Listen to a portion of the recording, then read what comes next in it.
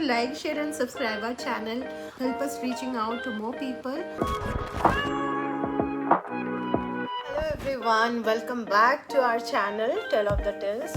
Hope you all are doing great. Today's topic is again related to deworming, but today I will be discussing when you should not be doing deworming. So without any further delay, let's get started. आपने कभी भी deworming नहीं किया, आप मेरा ये video first time देख रहे हो, आपको लग रहा है कि अरे मेरे घर पे एक कैट है, मैंने तो कभी उसको लाइफ में deworming किया ही नहीं है, और आपने कल सोचा कि कल मैं मेडिसिन लेके आऊँगी और मैं deworming करूँगी, तो अब ऐसे ही नहीं कर सकते। अगर आपका कैट हीट पे है, अगर उसको कोल्ड एंड कफ का इशू है, अगर उसका पॉटी का टेक्सचर और कलर नॉर्मल नहीं है, अगर उसको वॉमिटिंग और लूज मोशन लगा हुआ है, तो इन सच केसेस पहले तो आपको ट्रीटमेंट देना है, पहले उसको नॉर्मल करना है, फिर ही डिवॉर्मिंग करना है। यहाँ पे जो पॉइंट मैं बताना चाह रही हूँ that is the colour of the poop. उसका पॉटी का कलर और टेक्सचर अगर नॉर्मल नहीं है, फॉर एग्जांपल सेमी लिक्विड या तो लिक्विड पॉटी हो रही है और वाइटिश येलो यानी पेल येलो कलर का या तो डार्क ग्रीन कलर का पॉटी है, थोड़ा सा स्मेली है, तो इन सच केस आपको पहले समझना पड़ेगा कि something is not correct inside her body, digestion का कुछ इशू है, पहले आपको उसको फिक्स करना पड़ेगा, उसके बाद ही आप डिवॉर्मिंग कर सकते हैं। Now coming to the second point, जब आपको डिवॉर्मिंग नहीं करना चाहिए। अगर हीट पे है तो पहले हीट साइकिल को ख़त्म होने देना है, उसके बाद ही डिवॉर्मिंग करना है। जब आपका कैट हीट पे होता है तो अलग से नॉइज़ करता है। मेल कैट है तो जगह जगह पे यूरिन स्प्रे करेगा अपना टेरिटरी मार्क करने के लिए। फीमेल कैट है तो अपना बैक साइड वो अपवर्ड्स करके एक्सपोज करके रखेगा, साथ ही में अलग से नॉइज़ करेगी, तो आपको पता चल जाएगा कि वो लोग हीट पे है।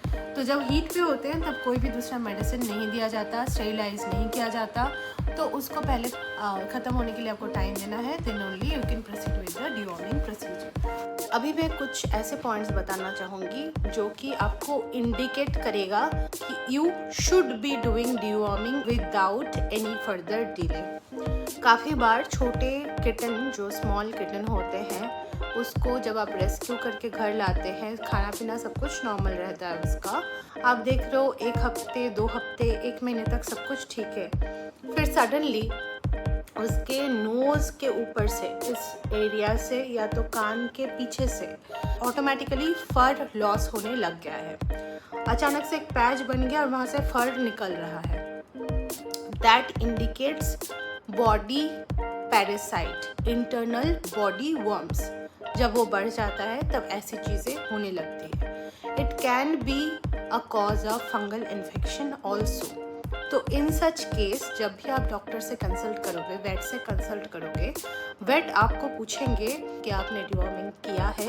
अगर आपने कभी भी डिवॉर्मिंग उसका नहीं किया है तो वेट को भी पता लग जाता है this can be a cause of fungal infection and worms effect, जिसके कारण उस टाइम पे टॉपिकल यूज़ के लिए लगाने के लिए दवाई तो वो देंगे ही आपको, साथ ही साथ वो आपको ये भी रेकमेंड करेंगे कि आप एक बार ही किटन का डिवॉर्मिंग कर दीजिए। बट अगेन उस टाइम पे भी अगर आप डिवॉर्मिंग कर रहे हैं आपको 2-3 चीज़ें दिमाग में रखना पड़ेगा। फर्स्ट थिंग, उसका टेम्परेचर आप चेक करोगे, उसके बॉडी में और कोई इशू नहीं होनी चाहिए, जैसे कि कोई फीवर वगैरह नहीं होनी चाहिए और कोल्ड कफ के इशू नहीं होनी चाहिए। अगर है, इन केस अगर है तो पहले उसका आप ट्रीटमेंट करोगे, उसके बाद आप आराम से डिवॉर्मिंग कर सकते हैं। बट इन सच केसेस आपको ज़्यादा डिले नहीं करना चाहिए। जब भी ऐसी चीज़ें स्पॉट होती है आप इमीडिएटली वेट कंसल्ट कीजिए और 1-2 दिन के अंदर ही डिवॉर्मिंग कर दीजिए। जो कि मैंने मेंशन किया कि ईयर के पीछे से हेयर लॉस होना, ईयर के पीछे से इसलिए होता है क्योंकि ईयर माइट्स क्रिएट होता है, जो कि ईयर वैक्स होती है, वो भी एक इंटरनल पैरासाइट ही है ईयर माइट्स, तो जिसके कारण भी हेयर लॉस मतलब फर लॉस होता है और उनका बॉडी वर्म्स जो है वो बहुत ज़्यादा बढ़ जाता है, तो वहाँ पे भी डिवॉर्मिंग की ज़रूरत पड़ती है। इट्स नॉट ओनली दैट कि आप सिर्फ स्पॉट ऑन यूज़ करोगे तो आपको डिवॉर्मिंग करने की ज़रूरत नहीं है, इट्स नॉट लाइक दैट। आपको स्पॉट ऑन देने की ज़रूरत तो है ही, ईयर क्लीनिंग की ज़रूरत तो पड़ेगी ही, फ्ली ट्रीटमेंट आपको देना है, साथ ही साथ आप फर लॉस के लिए टॉपिकल दवाई भी दोगे, but deworming is also equally important. Another reason, अगर आप अचानक से देख रहे हो कि आपका एक्टिव किटन या एक्टिव कैट जो कि सब कुछ ढंग से कर रहा है, जिसके बॉडी में कोई और इशू है भी नहीं, but one fine morning you are seeing that कि उसका जो बैक साइड है, जो एनस का एरिया है जहाँ से वो पॉटी करती है, वो जगह अचानक से स्वेल हो गया, और शायद आपको एक दो लाइव वर्म्स जो होती है, जो कीड़े होते हैं, वहाँ से निकलते हुए भी दिखाई दे रहा है, तब आपको समझना चाहिए without any further delay immediately आपको डिवॉर्मिंग करना चाहिए। अगर बैक साइड में स्वेलिंग है, आप इमीडिएटली डिवॉर्मिंग करोगे, बट साथ ही साथ आपको एंटीबायोटिक भी देना है अगर उसका स्वेलिंग खुद से नॉर्मल बैक टू नॉर्मल नहीं जाता है, और 2 दिन के बाद भी आप देख रहे हो कि एज इट इज़ स्वेलिंग है, ठीक नहीं हो रहा है, then you have to give an antibiotic. In my case I have given Taximo 40, जो कि मेरे वेट ने सजेस्ट किया था। आप अपने वेट से पूछ के भी दे सकते हो, या फिर ये दवाई भी दे सकते हो, जो कि मैंने एक नहीं 3 या 4 किटन को दिया है, और सबका कंडीशन बिल्कुल सही हुआ है। तो ठंड लगने के केसेस में भी सेम एंटीबायोटिक जाएगा, बैक साइड स्वेलिंग है ड्यू टू वर्म्स तो भी सेम एंटीबायोटिक जाएगा। Now about Taximo 40, that antibiotic, there is one very important point that you need to keep in mind before using it. उस medicine के अंदर 2 चीज़ें होती है, एक ड्राई सिरप होता है, साथ में एक लिक्विड डिस्टिल वाटर होता है, जिसके साथ आप वो ड्राई सिरप को मिक्स करोगे तो एक सोल्यूशन क्रिएट होगा जो कि आपका मेडिसिन है।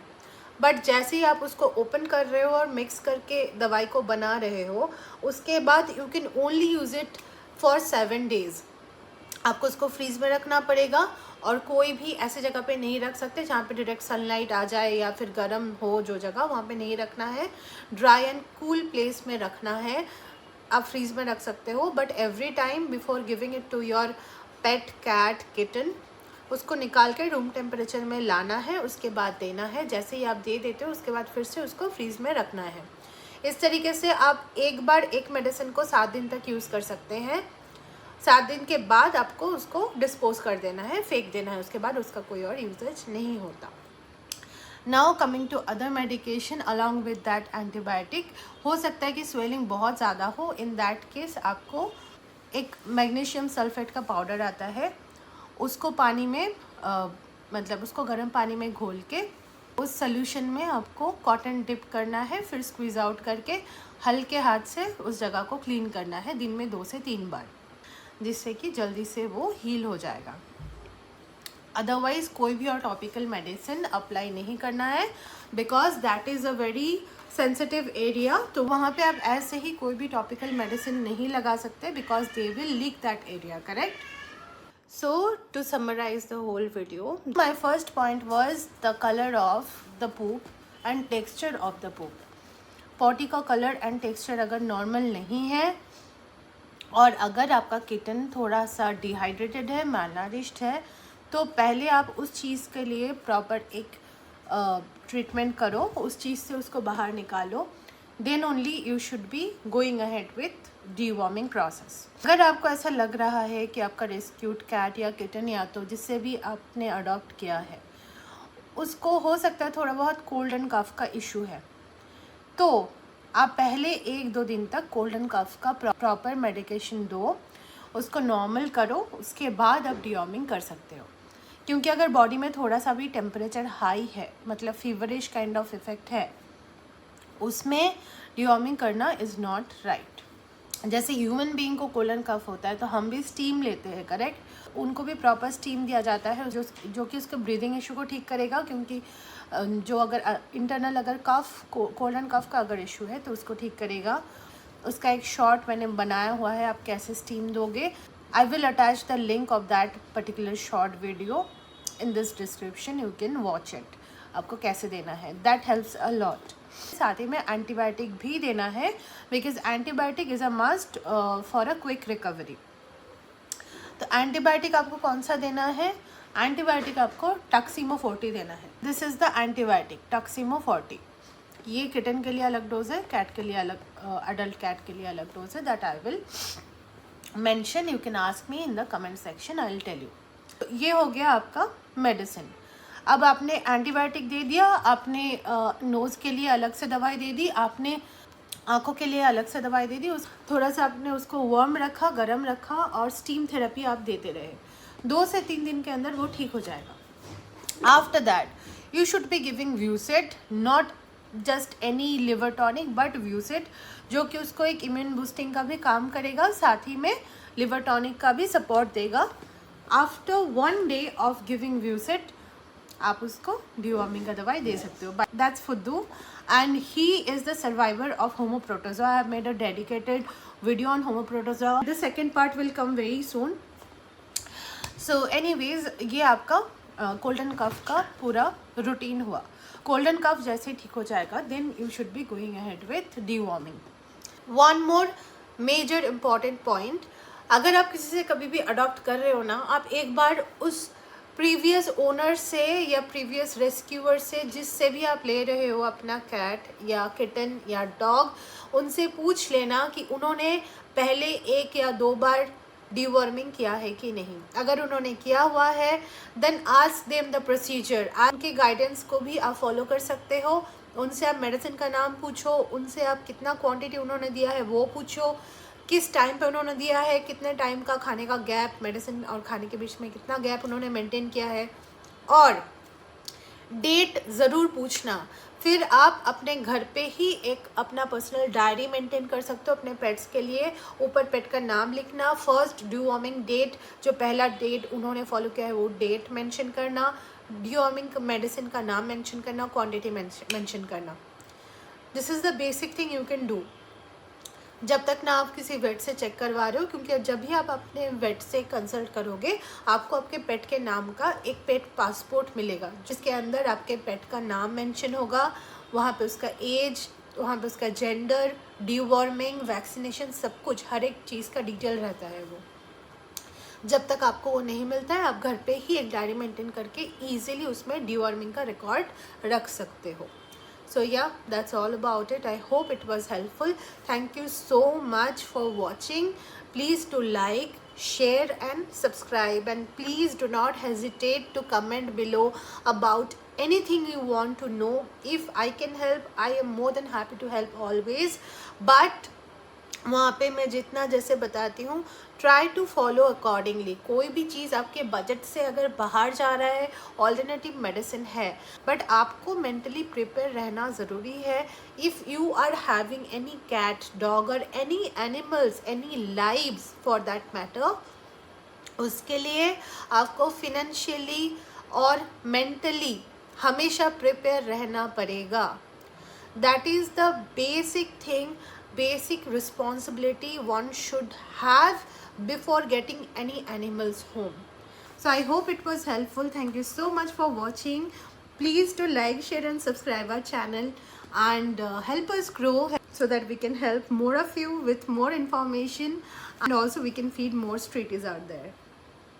Okay, until next time, do take care and bye bye.